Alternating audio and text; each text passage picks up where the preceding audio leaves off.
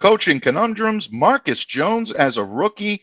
A lot of stuff to discuss today, folks. We're opening up the midweek mailbag here on Locked On Patriots. My special guest, Claire Cooper, and I will tackle all of your questions. I'm Mike Debate, and you're about to be locked into the Locked On Patriots podcast. You are Locked On Patriots, your daily New England Patriots podcast. Part of the Locked On Podcast Network, your team every day.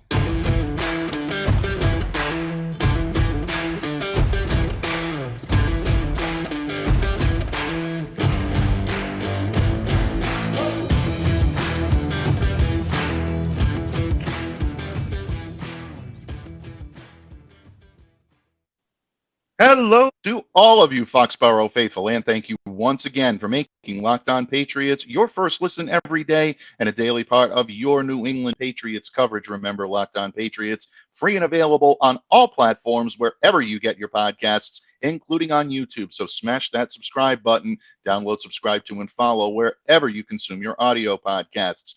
I am your host, Mike Debate. I cover your New England Patriots for Patriots Country of Sports Illustrated. I also am your host of Locked On Patriots, which, of course, is a proud part of the Locked On Podcast Network, your team every day. And, folks, it is Wednesday here on Locked On Patriots, meaning only one thing. We tackle the middle ground. We bring virtue. We bring a little class and a little pizzazz to the show each and every Wednesday, courtesy of my illustrious co-host today, columnist extraordinaire for patspropaganda.com, the host of her very own Patriots podcast, A Clare Perspective, which, again, folks, defines the term must listen. If you haven't subscribed to it, please smash that subscribe button. You will not be disappointed. One of the great listens that you'll have anywhere in Patriots media. My good friend, ClazzyClare Cooper, joins me here today as she does each and every Wednesday. Thank you for joining me today, Ms. Lady of Locked On. Oh, you're welcome. Where would I be? It's Wednesday. Where else could I be than in the Locked On Patriots studios? Folks, that will not be one of the questions we're answering today because that could be an extensive list. But at the same time, I cannot wait to open up the Locked On Midweek Mailbag. It's been a long time since I've done a mailbag show here on Locked On. And Claire, I figured Wednesday is the perfect day to do it. Midweek Mailbag, I still can, maintain that alliteration that I do love. After all, you did dub me the Admiral of alliteration at one time. See, I can't. It's been so long, I can't even say it anymore. But no, all kidding aside, it really is something that I've been looking forward to. I know you have been as well. And with OTA kicking off this week in Foxborough, a lot of Patriots players back in action. Some are not. But there's a lot of questions that Patriots fans have, and we received some excellent questions, thanks in part to Her Majesty's loyal subjects right here. We really and truly did receive some amazing questions. And I want to take the time to thank just a few of you who submitted. Of course, Joel Shapiro at Joel Shapiro 20. Joel from Hull, you know him on as from Twitter.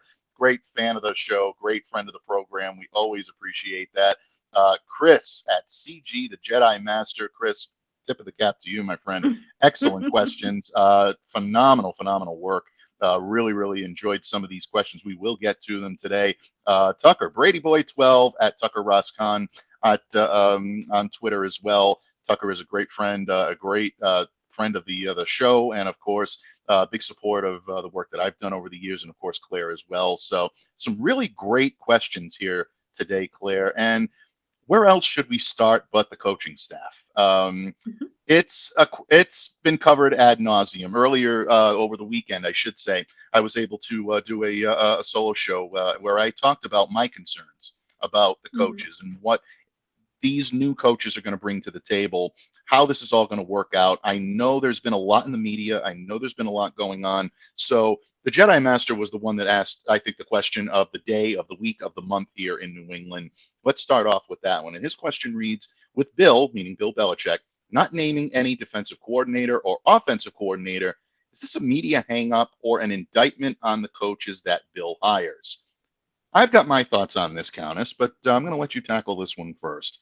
Based on Chris's question, what do you feel is more of the reason why maybe there's an uproar about the the coaching staff? Is it just much ado about nothing and job titles and not giving writers that much to write with? Or is this really a concern that the Patriots may not be as prepared as they need to be for this season? I think we touched upon this ever so slightly last episode, more so in regards to Joe Judge it specifically. But generally speaking, in regards to, I don't think it's, to be honest with you, as a fan, I don't necessarily feel at this stage it's a cause for concern, because it's just, it's quintessential Belichick, isn't it? It's labelless football. It's, this kind of thing. Yeah, as a fan, it's frustrating. We want to know. We want the information. It's always that we always want to know kind of what's going on with the team that we adore. But at the end of the day, it's really not that key for us, because our job is to spectate the sport, and their job is to play the sport, in all fairness. And so what they decide that they're going to do is kind of on them. And I really don't think that Bill Belichick is going to just leave it all to chance and just, let's just, shoot it in the wind and see what happens kind of thing. Throw it against the wall and see what sticks. I like that one. So, I think it's a lot of much to do about nothing. And Bill Belichick always kind of likes the media, should I say, to be in a stir, because he doesn't like to answer the questions and this, that, and the other. So I think it is a frustration. As a fan, I can see that it's a frustration.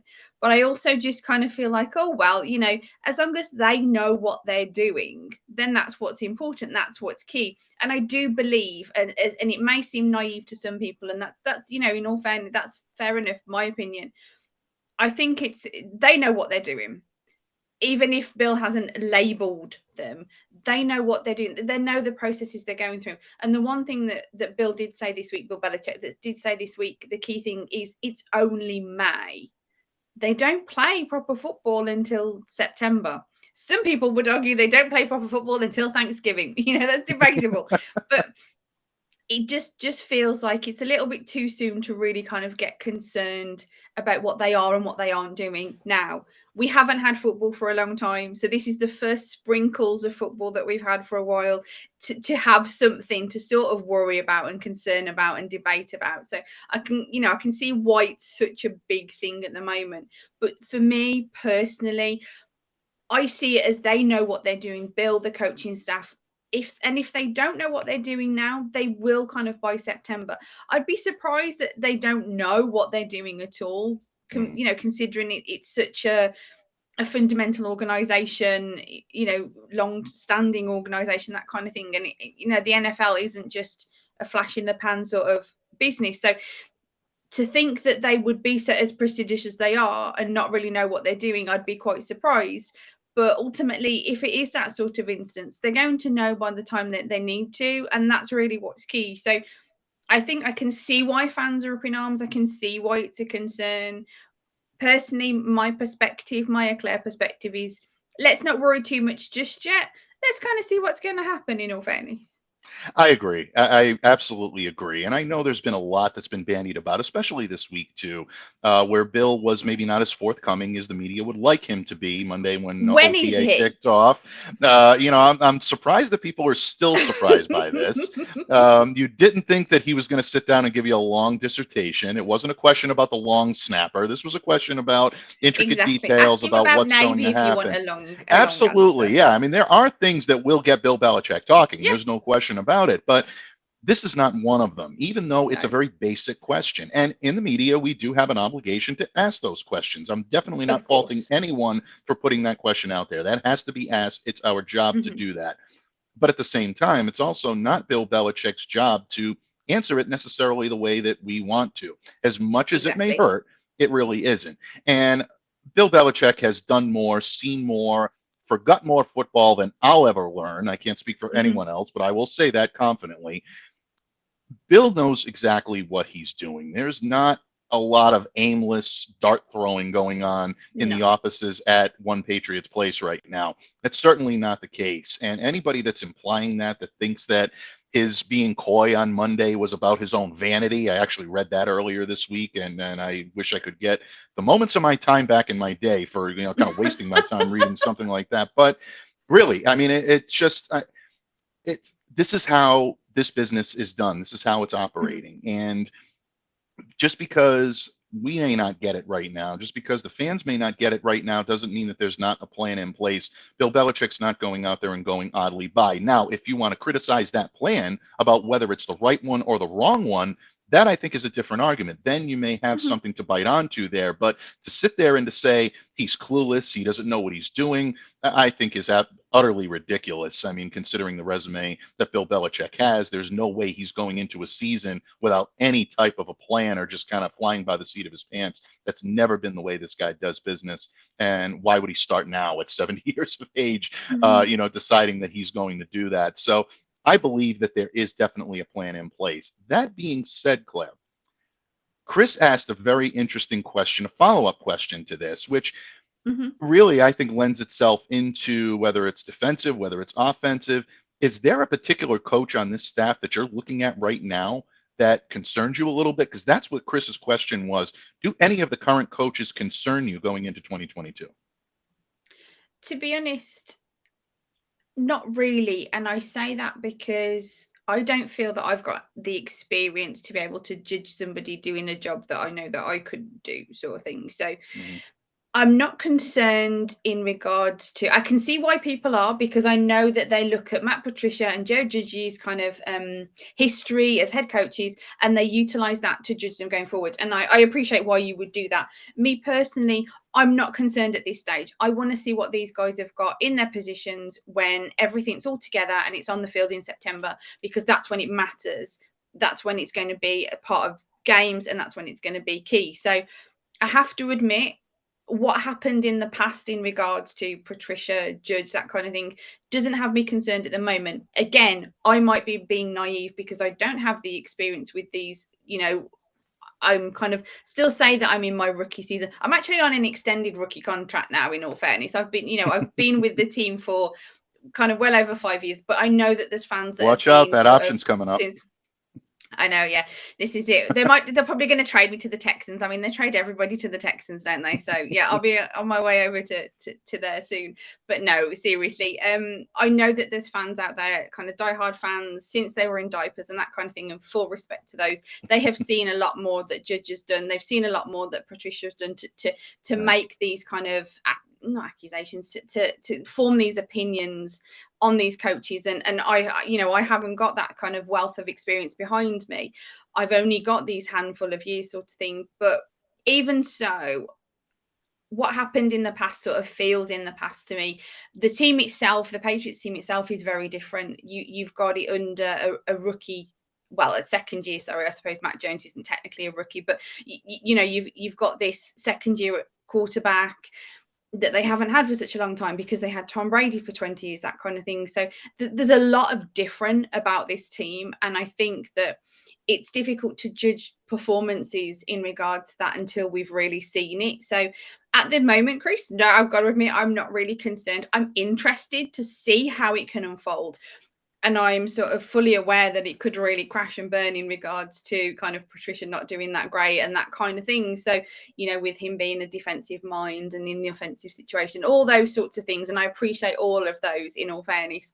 But kind of for me personally, to answer the question, I'm not at this stage concerned. I'm actually interested to see how they work, how it unfolds, and sort of what we've got in store as Patriots fans.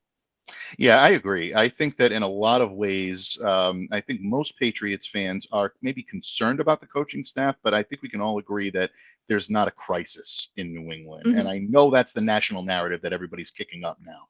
But you look at guys like Matt Patricia, like Joe Judge, and we'll even flip it over to the other side of the coin too, and Stephen Belichick, and the job that he's doing in coaching the outside linebackers, and also coaching the being the defensive play caller. There are a lot of questions around a lot of these guys, and I know there are fans right now that are not happy with the decisions that have been made in Foxborough with the coaching staff this year.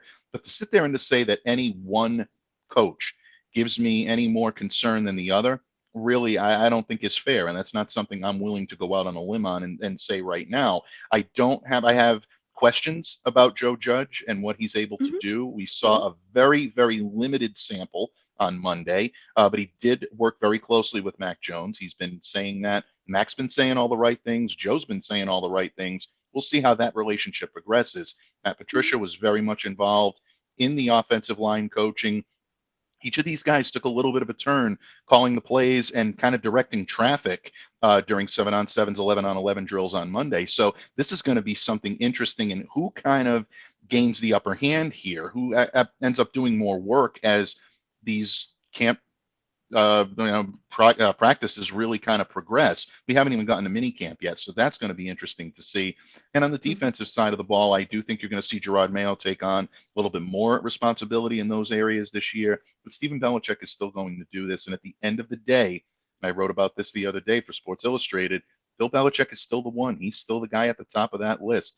In the red zone, in the final 2 minutes, Bill Belichick was the one calling the offensive plays. He was getting his hands in there, spent a lot of time on offense. You know that he's very concerned about that. And when he puts his hands in the pot right there, you know that he's trying to get these guys on the same page. So concern for the coaching staff, maybe. Crisis for the coaching staff, definitely not. And I think we both agree on that. And I hope you guys agree on that too. And if you don't, I understand where you're coming from. Just rest assured that it'll all be worked out in the wash as OTA, mini camp, and then training camp progress as the Patriots head toward the preseason. Claire, we're only scratching the surface right now with some of the great questions that we've got. Claire and I are going to talk a little defense in the next segment. Exactly what's going to happen with that defense that faltered down the stretch after a promising start in 2021. We'll get to that, Marcus Jones, Kyle Duggar, and a whole lot more. But first, today's episode is brought to you by the great folks over at Athletic Greens. They put out a fantastic product, folks, that I have been proud to say I've been using every single day. Let's face it, we all want more energy. The days are getting longer, the weather's getting warmer, summer's right around the corner. You want to maximize your health to enjoy the upcoming summer months. I started taking their AG1 for that reason. I absolutely love it. One delicious scoop of Athletic Greens. I'm already enjoying better gut health, more energy, greater focus, folks, and you will too. There's such an importance of taking a multivitamin. Tons of people take some sort of multivitamin every single day, but it's important to choose one with high quality ingredients that your body will absolutely absorb. AG1 is a small micro habit with big benefits. It's the one thing that you can do every single day to take great care of yourself. Right now, it's time to reclaim your health and your immune system with convenient daily nutrition. It's just one scoop in a cup of water every day. That's it. You don't need to add a million different pills or supplements to look out for your health. And to make it easy, Athletic Greens is going to give you a free 1-year supply of immune-boosting vitamin D and 5 free travel packs with your first purchase. All you have to do is visit athleticgreens.com/NFL Network. Again, that's athleticgreens.com/NFL Network to take ownership over your health and pick up the ultimate in daily nutritional insurance. Patriots fans, once again, we are opening up the midweek mailbag here on Locked On Patriots. I have the great fortune, as I do each and every Wednesday, of being joined by the illustrious ClazzyClare Cooper, columnist extraordinaire and podcast host extraordinaire for Pat's Propaganda and a Claire Perspective, a Patriots podcast, respectively, lending her wisdom and counsel, her class and pizzazz the way only she can. And Claire, in the previous segment, we got the coaching talk out of the way, but good questions and solid questions by the Jedi Master himself. And I appreciate those questions, Chris. We both do. But at the same time, it's not just about coaching. It's not just about offensive concerns. There are concerns about the defense of the New England Patriots, because at the end of the year last year, Claire, this defense did look a little older, a little slower, maybe a step behind. And at times they looked like they were going to have difficulty stopping some of these high-powered, high-octane offenses that we know they're going to see again this year. Buffalo's not going anywhere anytime soon.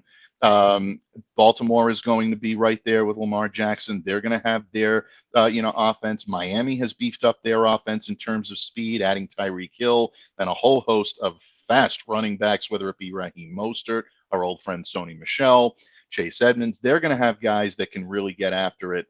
Obviously, Kansas City is always going to be in that mix as well with Patrick Mahomes and some of the great players they have.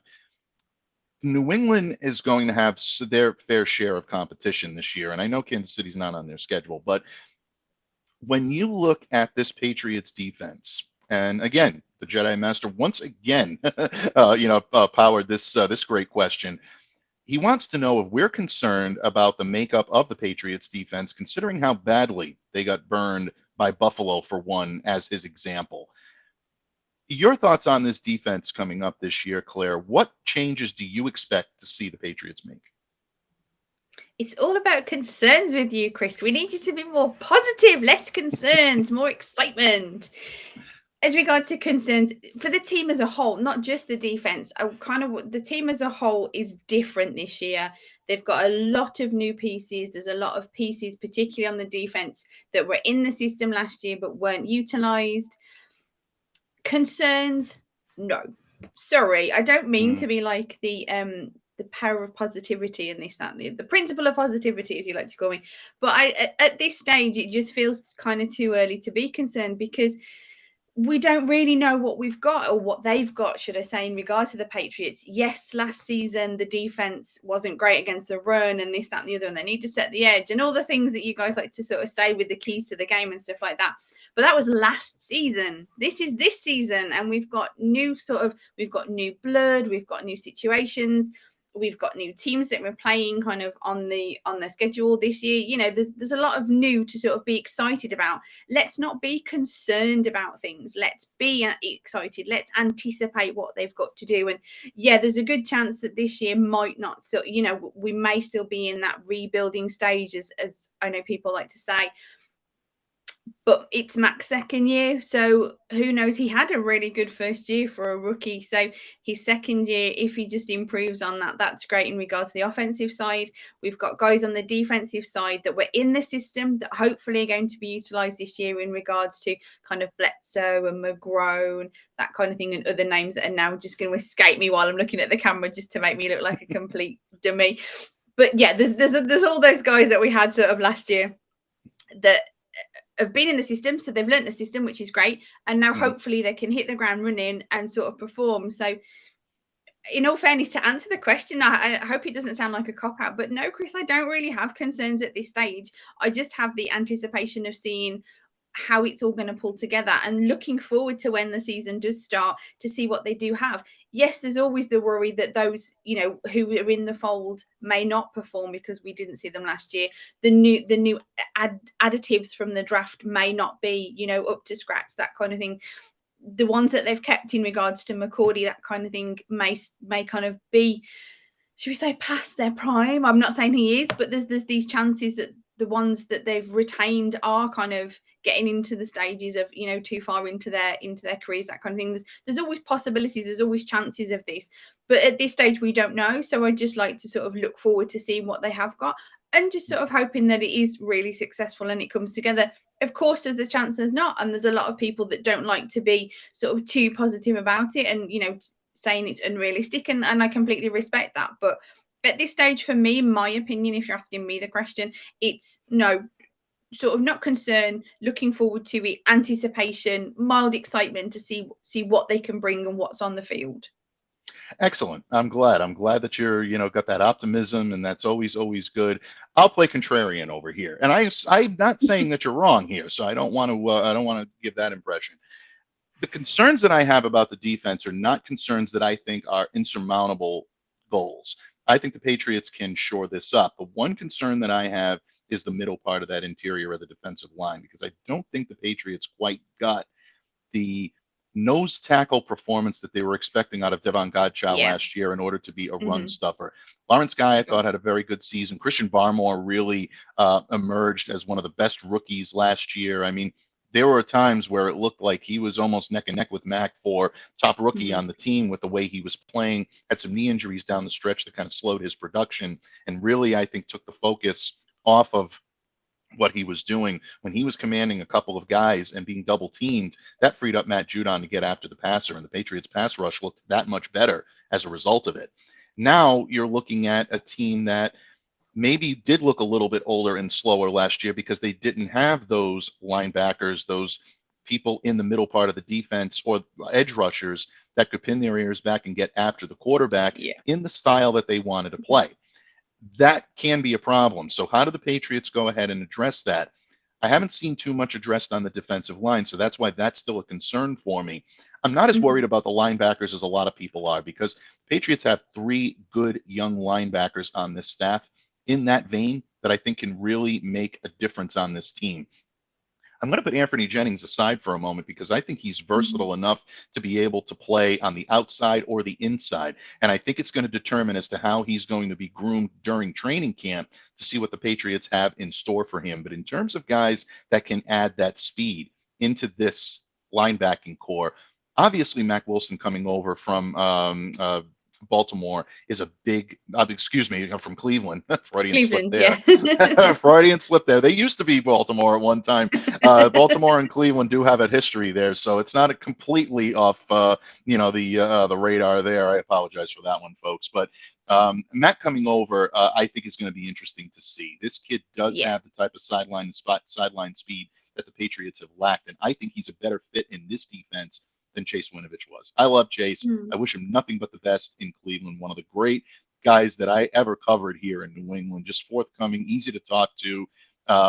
But I don't think his skill set necessarily fit in the way the Patriots hoped they could fit him in. I think Matt comes in and he's a very good player for that system. Josh Uche is someone that I think really needs to step up because the film that I watched on him from his days at Michigan, he can play in the 4-3. He can play in the 3-4. He can switch when the Patriots want to maintain different switch alignments. He can get into the 4-2. He can even play a 5-1. These are the types of different defensive sets and defensive fronts that the Patriots like to put out. They tend to be married to that 3-4, but we see them switch it up all the time. Uche can play in any one of these, and I think he's going to have to prove that in order to be the solid player that he needs to be. Cam McGrone is another one that really, I think, could have been a much higher draft pick in 2021 if he was healthy. The Patriots lucked out with this kid, and I think you're going to see that on the field, and you're going to see what he can do.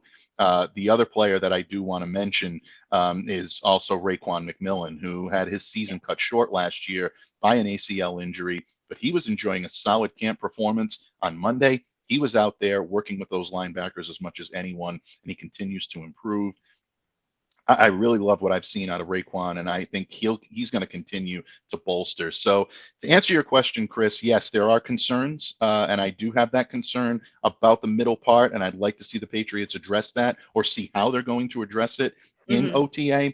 But right now, that's still my outstanding concern. But I think they will get faster, and I think they will get better with the linebacking core. And that leads me quite nicely into I guess a combination final question here on the defense. And Chris had a good question, and also I also wanted to give Tucker a little bit as well, because these guys ask questions on specific players. And actually, Joel, I'm sorry, I apologize, Joel. Joel was the one that asked the question on Kyle Duggar.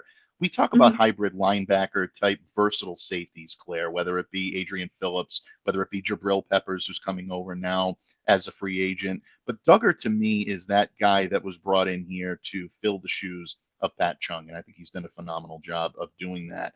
He really is settling into the box safety and that star role that he would like to play. He and Adrian, I think, do a great job of working off of one another. Joel wants to know if we think he may make a significant leap in production this year over last year. With the Patriots incorporating more speed into their linebacking core, does this mean, do you believe that this means maybe a bit more action for Kyle? Well, I had to mull this one over, in all fairness, because I wasn't too sure in regards to if he's going to make a leap. Because I know that whenever it gets talked about in this, people are looking for the significant difference. And I don't know if we're going to see a significant difference in his performance because of the sort of the other players that are around him. As you said, the developmental into speed, that sort of thing. It's all going to be in regards to his pitch count, how many snaps this guy takes. And it's not going to be so much his performance. It's more to do with how much they need to sort of use him. Don't forget, we've still got Devin McCourty in his final seasons over there. So there's more bodies in camp to possibly take away snaps. And obviously a reduction in snaps is going to be a reduction in stats. So I don't see him as someone that necessarily needs to make a large leap in his skill set.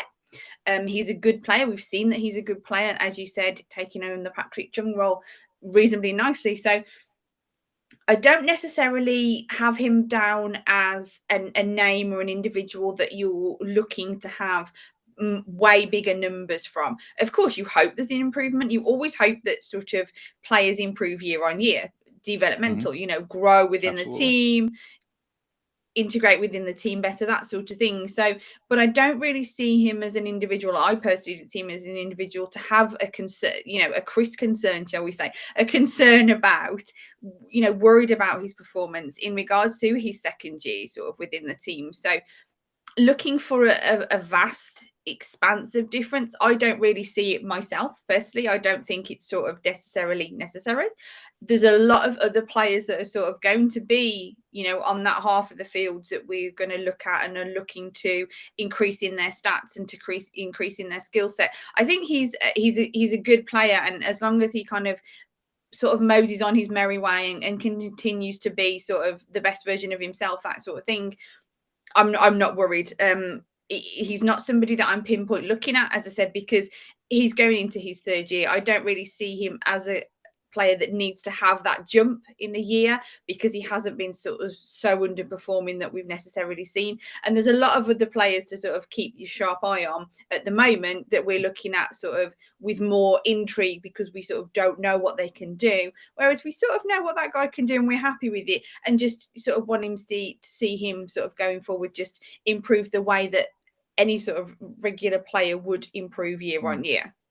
Absolutely. Very, very well put. And look, bottom line with Kyle Duggar, and this is the thing that I believe he's going to continue to get better each and every year, a la Devin McCourty, who really, the games are not similar, and I'm not comparing them like for like, folks. So this is not what I'm trying to get at with this comparison. But being a student of the game and being able to pick up the playbook, being able to understand the nuances of a defense that is complex like the one that the Patriots run, is something that not every player can do. And I remember talking to a couple of scouts after Kyle had been drafted, and everybody in New England was up in arms that they took a Division II kid, Lenore Ryan. No one ever heard of the school. Most people hadn't. Our good friend Steve Balistrieri had heard of it several times, but most people hadn't really heard of Kyle, hadn't really heard of what he had done. I scouted him a little bit pre-draft that year, and I remember thinking this would be the ultimate Patriots pick, very similar to Cole Strange this year. I didn't think he'd go as high as he did, but I thought he'd be on the Patriots' radar, and it didn't surprise me that they had drawn a bead on this kid, because the scouts told me this is a man among men. And I think what they meant by that was his ability to interpret what an offense is going to do and read an offense and be able to incorporate what he can do well into the defensive structure that a team has in place is something that this kid had already mastered by the time he stepped on a football field in college. I know the knock on him was that he played against Division II competition. He's proving over the course of the last couple of years he can play against the highest level competition at the pro level. Kyle was excellent. He was very instrumental being able to shut down some very difficult players that he played against. He knows how to defend the tight end, which I know you know you have a penchant for. Don't worry, folks. We're going to discuss tight endage today. You didn't think we were going to get through the mailbag episode without doing it. No way. The Countess will not allow it. And when the Countess is displeased, we don't know what to do here. So we have to always keep that in mind. But in any case, I think, Duggar being able to take that step forward is something that I think he'll continuously do. So, Joel, excellent question. No question about it. I think that everyone is looking forward to seeing what this safety set can do. Patriots have a hell of a trio in the box this year that I can't wait to see how they divvy up these reps, whether it be Kyle Duggar getting them, whether it be Adrian Phillips in the star position, or whether it be Jabril Peppers now coming in and maybe acting as a hybrid linebacker. Yeah. These guys are all so versatile that it allows the Pats to do a lot of different things. And very similar to when Adrian came in a couple of years ago, people were wondering how they were going to deploy him. Everybody thought he was going to be just a special teams player. And I kept beating the drum on him and saying, no, Bill Belichick brought him in to play defense, folks. He didn't bring him in just for special teams. He sees something in him, not something he did a whole lot of with the Chargers, but he's really doing a great job of it here in New England. Had to get my Adrian Phillips plug in there, Claire. I hope you don't. Folks, we are almost ready to close the mailbag here on Locked On Patriots, but not just yet, because we still have to discuss Claire's favorite subject, tight endage. But we're going to kick off the next segment with a question from one of Claire's colleagues. That's right, folks. We're going to talk about the rookies in just a moment here on Locked On Patriots as we continue this midweek mailbag episode of the Locked On Patriots podcast. But first, as you know, it is a great time to be a sports fan. There's so much going on, whether it be basketball playoffs, hockey playoffs, Major League Baseball. It's all going on right now. And if you're like me, you love to have your sports fandom make a little extra for you on the side. Well, betonline.net is your number one source for all of your betting stats and sports information. Find all of the latest sports developments, league reviews, and news, including this year's basketball playoffs, start of the Major League Baseball season, hockey playoffs. It's all there for you on betonline.net. They are your continued source for all of your sports wagering information, from live betting to playoffs, esports, and more. Head to the website today or use your mobile device to learn more about the trends and the action. BetOnline, where the game starts. Locked On Patriots listeners, in this competitive business environment, could you afford to have a portion of your workforce just sitting around doing nothing? No, it's not good business. Why should your building be any different? Catalyst Power would like to lease that empty rooftop from you to build a large solar array. Generate a brand new revenue stream without lifting a finger or being responsible for the installation or upkeep of that array. You can do something great for the environment, great for your marketing, and great for your bottom line, all at the same time. Catalyst Power will own, install, and operate the solar array at no cost to you. While your building won't receive the electricity generated by that array, it couldn't be generated without you. This is the simplest way to achieve environmental, social, or governance goals, all while getting paid. Eligible rooftops in Massachusetts and Connecticut are over 50,000 square feet of usable space and are relatively new, or with a scheduled repair or replacement timeline. Earn up to $1 per square foot per year in lease payments. Go to catalystpower.com/LockedOnPatriots to learn more. Patriots fans, once again, we are delving into the midweek mailbag here on Locked On Patriots. I am always honored and humbled to be joined by my illustrious co-host today, ClazzyClare Cooper of Pits Propaganda and Clare Perspective of Patriots podcast, lending wisdom, counsel, class, and pizzazz the way only she can. And Claire, we've talked a lot about some various topics, whether it be coaching, whether it be defense. We've talked a little on the offense, but the one thing that we haven't honed in on that much yet is rookies. And I understand that a colleague of yours had a question for you specifically about which rookie you're looking forward to seeing out there on the field. Enlighten us, Countess. Who asked you that question, first of all? And we're all waiting to hear the answer.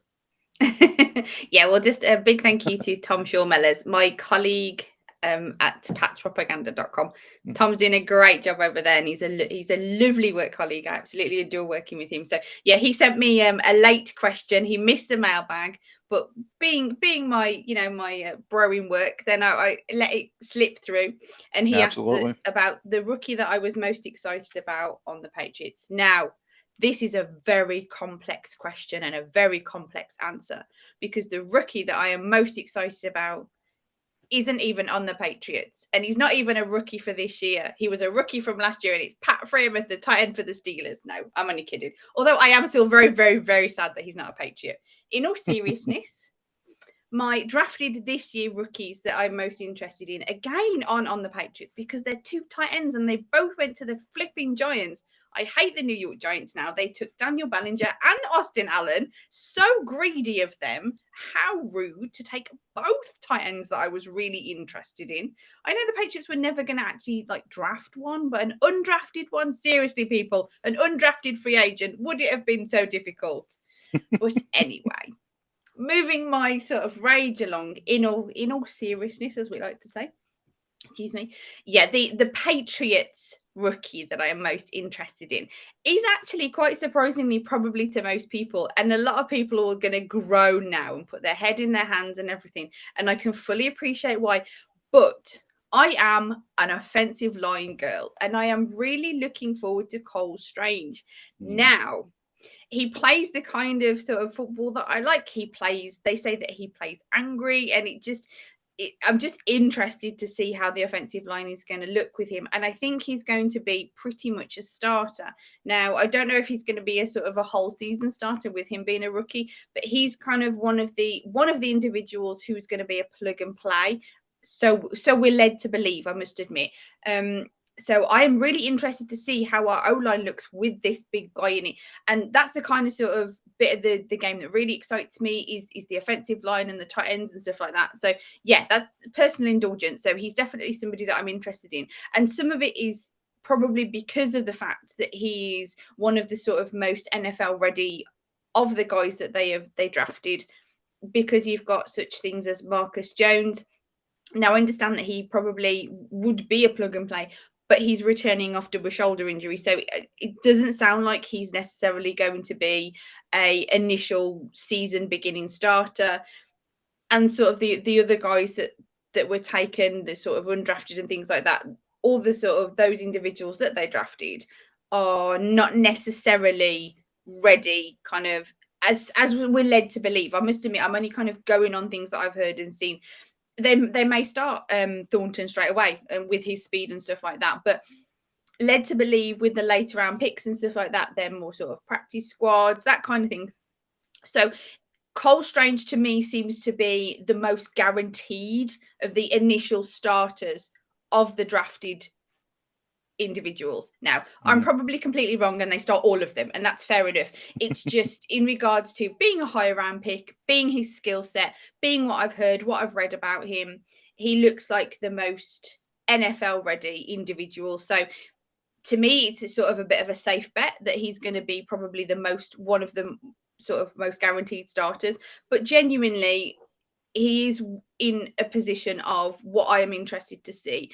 And I hope that he really solidifies that offensive line, because I think it's such a key element in regards to the team is getting that line strong, protecting that quarterback, giving Mac time to throw. Even if Thornton can throw run really, really quickly, if Mac hasn't got time to throw to him, it doesn't matter how fast that guy can run down the field. He can be running out of the stadium for all we know, in all fairness, because if Mac's on his bum, he can't throw the ball. So the offensive line I see as a very important key. So that's probably why I sort of verge towards Cole Strange. I'm interested to see all of the starters. I really am.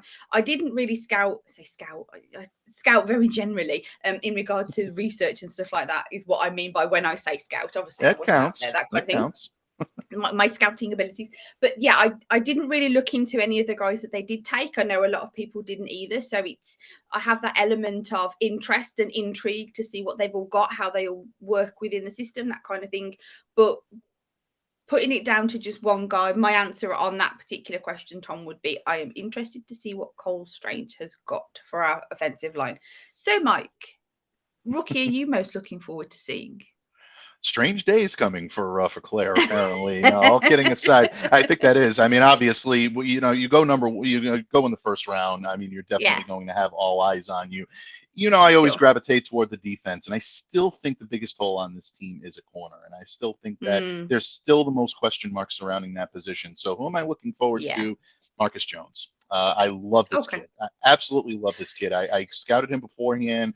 Murph and I went back and forth a little bit on him early on in the days where we were, kind of musing everyone's mock drafts and whatnot about whether or not Jones was going to be a fit here. And I just always liked this kid coming in. I know a lot of people say, oh, lack of size, only 5'8", not going to be an outside presence, but that's not what he's coming here to be.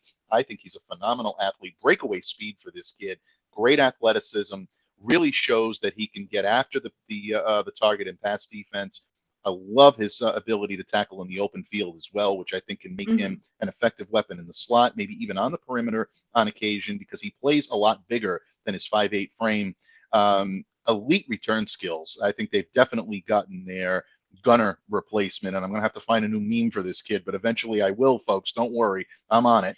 But was it painful for you to say that, Mike? We need to know. Was it painful for you to say that he's the gunner replacement? It really, really is. I'm still, at this point, I think I'm still going to just tweet out random Spaceball stuff, but not obviously not that one. I had to retire that. Well, I shouldn't say that because the Patriots do play the Steelers in week 2 of the season this year. So maybe I'll get a chance to, resurrect it for that game. But I really love what Marcus Jones can bring to the table. Mhm. But an outside part of me is also loving the fact that the Patriots were able to pick up Jack Jones on the Okay. through Arizona State. This kid, I think, has enough versatility to play on the inside. He can play on the outside as well. Really, I think worked very prominently with the defense on Monday. That shows a lot of faith in a rookie coming out and Mhm. playing very early on. I know it's OTA and I know these aren't meaningful snaps, first of all, but this is something that I think is worth monitoring. I love the way this kid can play. He's a man cover corner. And I think if the Mhm. Patriots find out that they want to play more man and incorporate more man coverage, I think Yeah. signing Malcolm Butler was kind of I don't want to say a giveaway that they were going to look to play a little bit more zone, but Mhm. they're going to have to play some man. And at this point, I think Jack Jones may be one of the better players on this staff right now that can do it. Are we So seeing the new Steph Gilmore then? I don't necessarily know if he's going to be, Stephon 2.0. I hold Stephon Gilmore in such high regard. One of the great players I've ever had a chance to cover. And to me, he's on a different pedestal. But when you look at Sure. what Jack Jones brings to the table, he's, 5'11", adequately sized. Maybe some people would say a little bit undersized to be an adequate outside corner in this league. But I think, again, he's a guy who plays a lot bigger than his frame. And Mhm. I really like what they've done here with the Tool Joneses here, with the dual generation of Joneses in the defensive backfield. And you got Jonathan Jones right now as the elder statesman in the slot. I So know. this can really be interesting. But that was a great question. And that actually also leads me quite nicely into the next question that we received from Tucker Rascon, Brady Boy 12 on Twitter. And that is Marcus Jones going to align at wide receiver at any point this season? Can we expect to see him maybe take a few snaps? Tucker, I believe he will. I think that the Patriots love trickery. Just because Josh McDaniels isn't there doesn't mean that's going away. Bill Belichick likes to catch teams off guard as well. So that lends, I think, very nicely into that point. And, Tucker, I really appreciate you asking that question because I do believe you're going to see him align. Now, it's going to be in very select packages. You're not going to see him on the depth chart. But at the same time, I think you're going to see him align at wide receiver on occasion because this kid has blazing speed, has the ability to get out there after it. You see both he and Tyquan Thornton and, lining up, that's going to be really interesting to see what the Patriots can do. So just because they don't have the names necessarily at wideout doesn't mean the Patriots don't have the talent to be able to do it. You pick your poison at that point. Marcus Jones can catch the ball, folks. So that should be interesting to watch, and it should be a lot of fun. Claire, it's almost time to close up the midweek mailbag here, but we could not do it in good faith without talking a little tight endage. And you had a question directed to you on YouTube earlier this week by one of our good friends over in YouTube land. And the question directed to you from it was directed to you from the Countess to the Countess from King Cato 21, which I absolutely love that screen name, by the way, on YouTube. Does the lack of bringing in a tight end mean they are thinking Asiasi can make a third-year leap? Claire, this one's all you. I am going to give you the baton, Countess. Take us home. What are your thoughts on this tight endage thought, and how does it lend in to what you believe will lead to maybe a more productive year for some of the tight ends out there? Well, to be honest, thank you for the question, first of all. Love the tight-ended questions. Please, YouTube people, keep them coming so that Mike has to ask them for me. So thank you very much. So yeah, I've got to admit, as I think I may have mentioned in an episode probably a little while ago now, I don't necessarily see this as a year for Asiasi. Now, I am going to be proved wrong. We all know this because as soon as the words drop from my mouth, Bill goes, right, that's it. We're definitely going to have to do the opposite of what she's saying. It always seems to happen. But to be honest with you, for me, although I know I said earlier in the show about the past kind of being the past, Mhm. and we're going to see what we've got moving forward, I have to say 17 games as a healthy scratch for a whole season just seems a lot.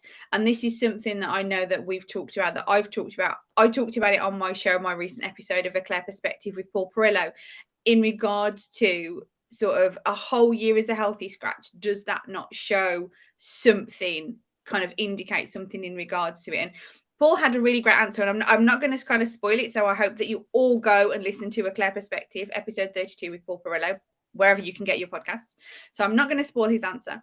My personal opinion of it is, I don't necessarily feel that they have seen in Asiasi kind of what they want. So why they haven't moved on, I'm not really so sure. But bearing in mind I'm still in my rookie contract, what do I know, kind of thing. But a lot of people say it's a make or break year for him. Yeah, it's going to be, because it's his third year in the system. They have brought in another tight end.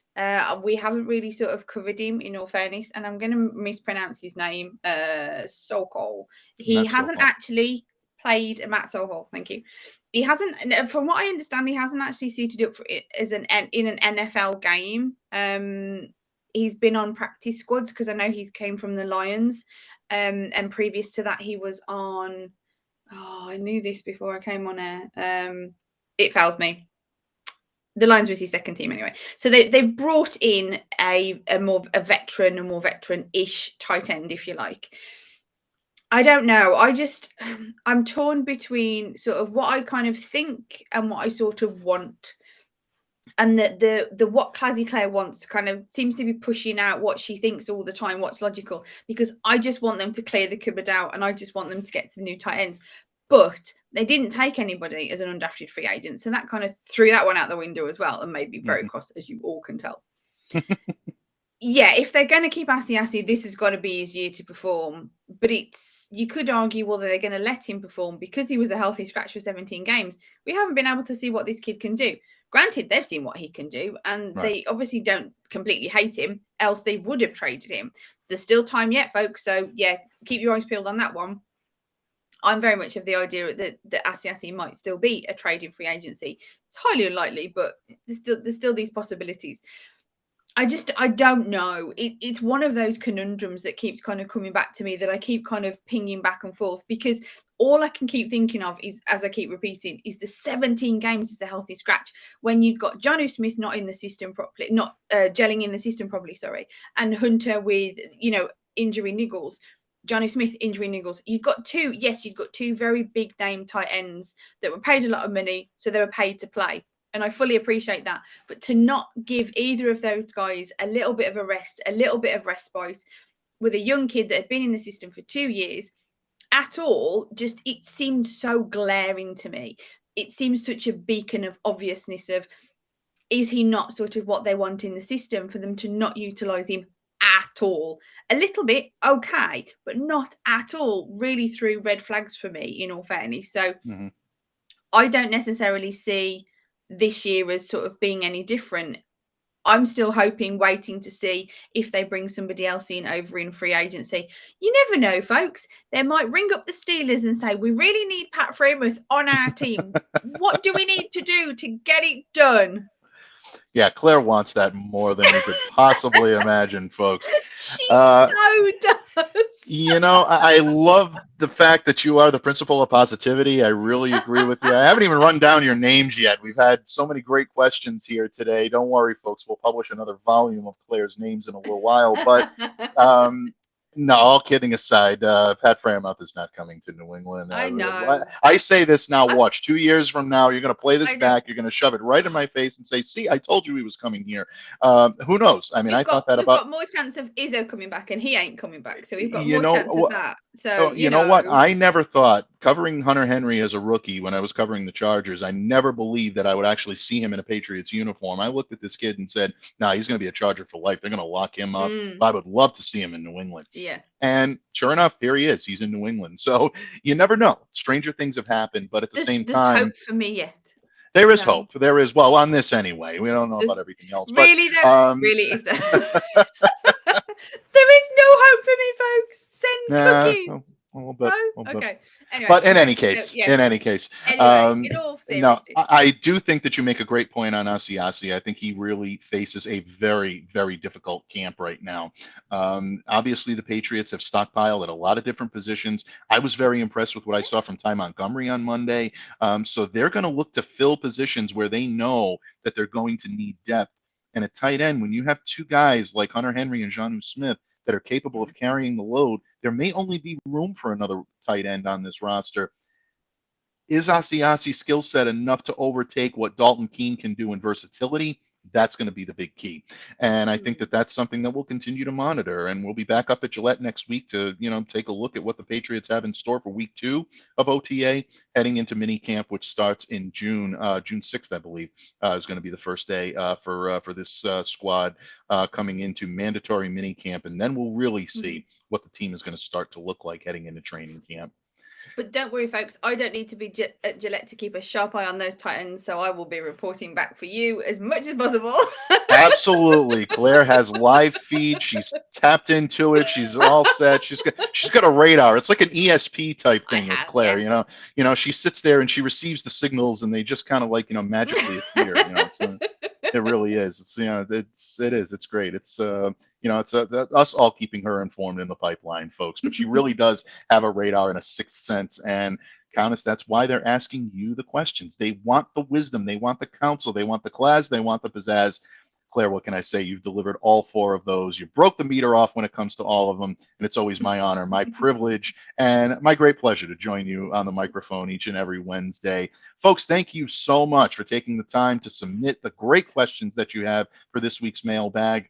Ran a little long today, didn't get to every one of the questions that we got, but I specifically want to thank Chris. I want to thank Joel. I want to thank Tucker. I want to thank Cato for the great questions that they put out either through YouTube or through our Twitter channel. So please be sure to continue to stay locked into Locked On Patriots. Follow us on Twitter at LO_Patriots.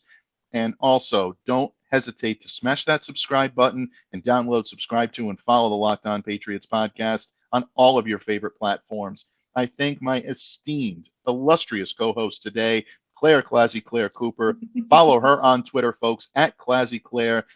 Check out all of the great written work that she does at Pat's Propaganda. Her and Tom run a phenomenal program there. Always must reads for the both of them. I can't recommend highly enough following them, checking both of them out, and definitely reading their work. And of course, if you're not subscribed to A Claire Perspective, a Patriots podcast just yet, you got to do it. You absolutely have to do it. It's one of the great listens you will have anywhere in Patriots media. Countess, until next week, I look forward to joining you on the microphone. But until tomorrow, Foxborough faithful, stay safe, stay well, be the change that you wish to see in the world. Have a great day, everyone.